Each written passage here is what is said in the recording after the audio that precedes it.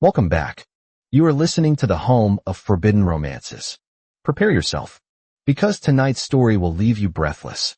The sound of metal screeching against metal wasn't just a noise.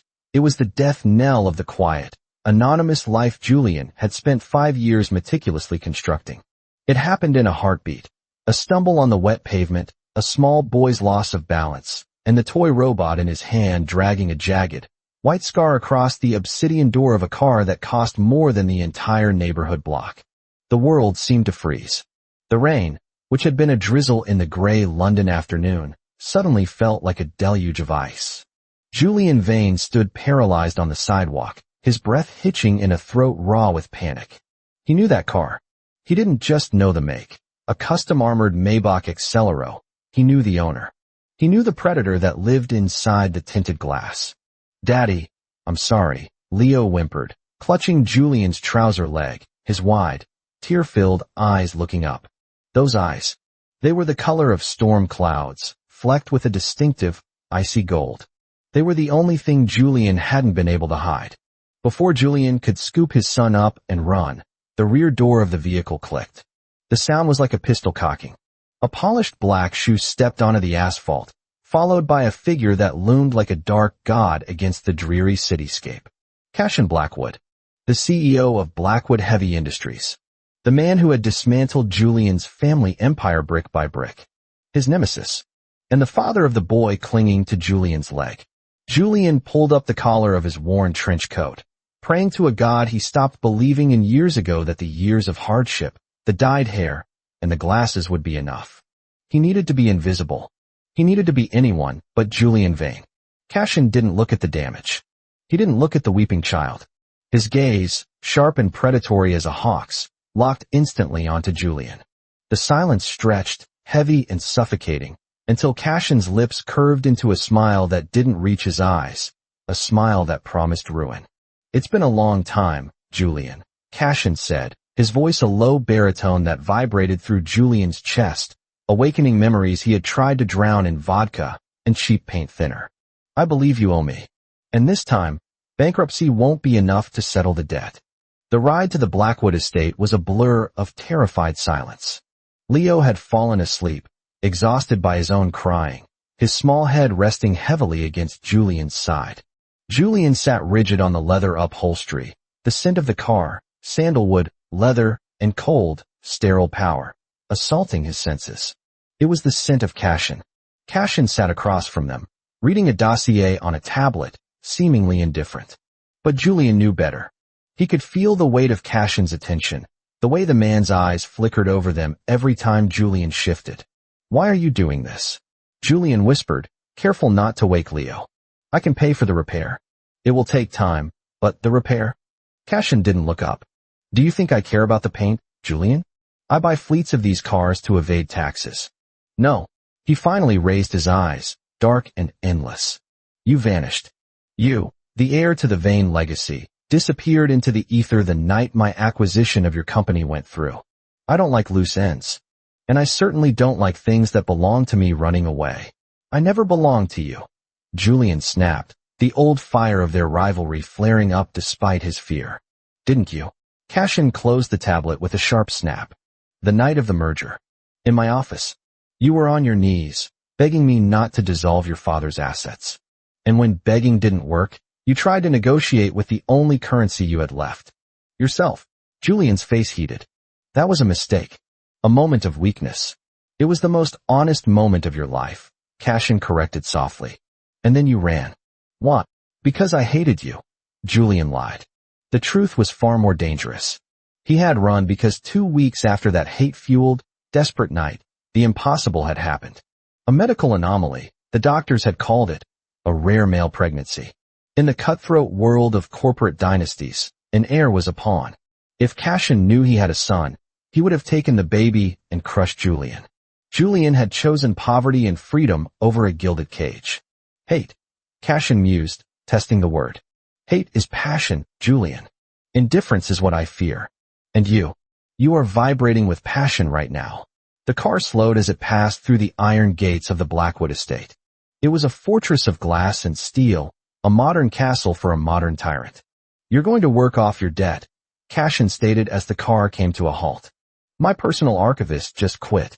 You have a background in art history and preservation. You will organize my private collection. You and the boy will stay in the guest wing until I am satisfied.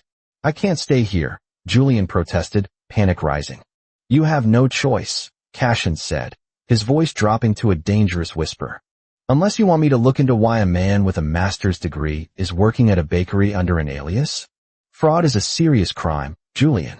I could have you arrested. And then where would the child go? Foster care? Or perhaps to the state. The threat was a velvet-wrapped dagger. Julian clamped his mouth shut, pulling Leo closer. He had walked right back into the wolf's den, and he had brought the lamb with him. Days turned into a week.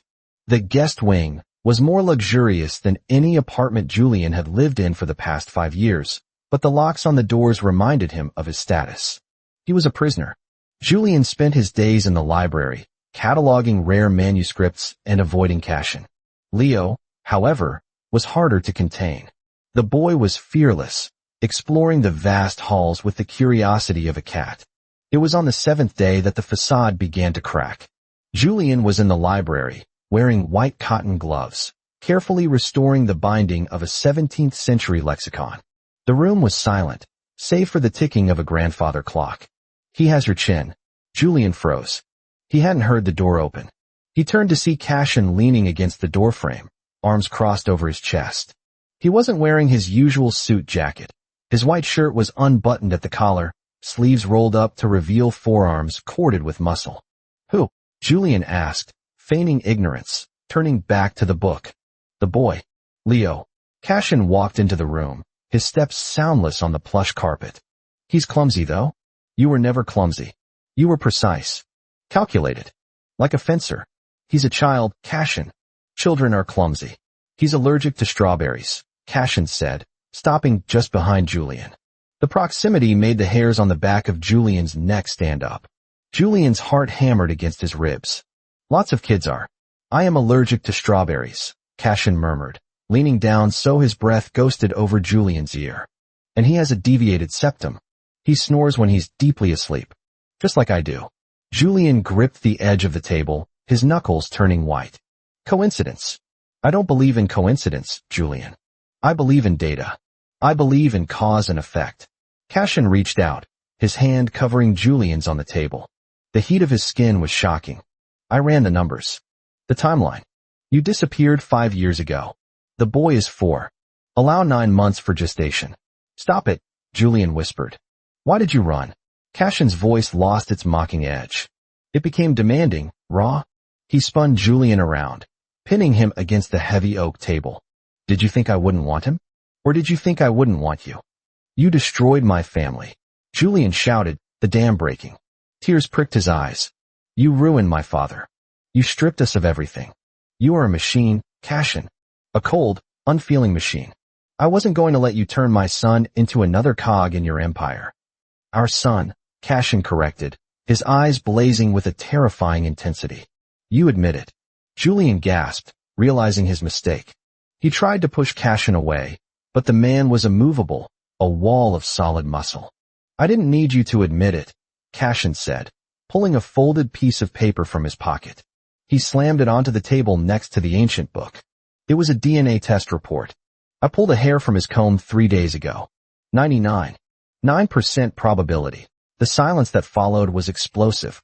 The truth was out, naked and shivering in the cold library air. You stole 5 years, Cashin growled, his hand moving to grip Julian's jaw, forcing him to look up. 5 years of his life. 5 years of whatever this is between us. There is nothing between us but hatred. Julian spat, though his body betrayed him. His pulse was racing, his skin flushing under Cashin's touch. Is that so? Cashin challenged. Then why did you keep him? Why did you name him Leo? My middle name is Leonidas. Did you think I wouldn't know? Julian faltered. He hadn't named the boy after Cashin out of love, or so he told himself. It was a subconscious slip, a lingering ghost. I hated you. Julian sobbed, the fight draining out of him. I hated you so much because that night, despite everything you did to my family, I wanted you. And I hated myself for it. I ran to save Leo, But I also ran to save myself from you. Cashin's expression shifted. The anger didn't vanish, but it was eclipsed by something darker, possessive, and hungry. You failed, Cashin whispered. He crushed his lips against Julian's. It wasn't a gentle kiss. It was a reclaiming. It was violent and desperate, tasting of coffee and suppressed rage. Julian tried to resist, tried to keep his hands flat against Cashin's chest to push him away, but his fingers curled into the fabric of Cashin's shirt instead. He opened his mouth, allowing Cashin to deepen the kiss, a groan vibrating in his throat. For a moment, they were just two enemies tearing each other apart, trying to find the line where hatred ended and desire began. Cashin broke the kiss, breathless, his forehead resting against Julian's. You aren't leaving. Not ever again. You can't keep us prisoners, Julian panted, his lips swollen. I don't want prisoners, Cashin said, his thumb stroking Julian's cheekbone, wiping away a stray tear. I want a family. The Vane and Blackwood bloodlines were always meant to merge. We just did it the hard way. I can't forgive you, Julian whispered, though he didn't pull away. You are a monster. Then tame me, Cashin challenged, his eyes dark with promise. Stay? Raise our son. Fight me every day if you have to. But do it here, where you belong. The door creaked open. Both men froze and turned. Leo stood there, rubbing his eyes, holding his toy robot. Daddy? Is the bad man hurting you? Julian looked at his son, then back at Cashin. He saw the vulnerability in Cashin's eyes, a flicker of fear that he might be rejected by the small boy who shared his face. Julian took a deep breath, smoothing his disheveled hair. He looked at the DNA test on the table, then at the man who had ruined his life and given him his greatest treasure. No, Leo, Julian said softly, his gaze holding Cashin's. He's not hurting me. We were just discussing the rules. Cashin let out a breath he seemed to have been holding for 5 years. He straightened up, adjusting his cuffs, and looked at the boy. For the first time, the devil of the city looked unsure. He knelt down on one knee, bringing himself to Leo's eye level. Hello, Leo, Cashin said, his voice uncharacteristically gentle. I like your robot. Did you know I build machines too? Leo's eyes widened. Big ones. The biggest, Cashin promised, glancing up at Julian with a look of utter surrender. Julian watched them, the wolf and the cub. He knew the war wasn't over. The past was a minefield they still had to cross. But as he watched his nemesis offer a hand to his son, Julian realized that perhaps the story didn't have to end in tragedy. Perhaps the hatred was just the fuel they needed to burn bright enough to last. And that is how the Vane heir stopped running, and how the Blackwood tyrant finally found something he couldn't buy, only earn. If you enjoyed seeing Julian finally stand his ground against the obsession of a billionaire, destroy that like button. And tell me in the comments, would you forgive a nemesis who trapped you to be a father, or would you run again? I'll be reading your answers. Subscribe for the next chapter. Until then.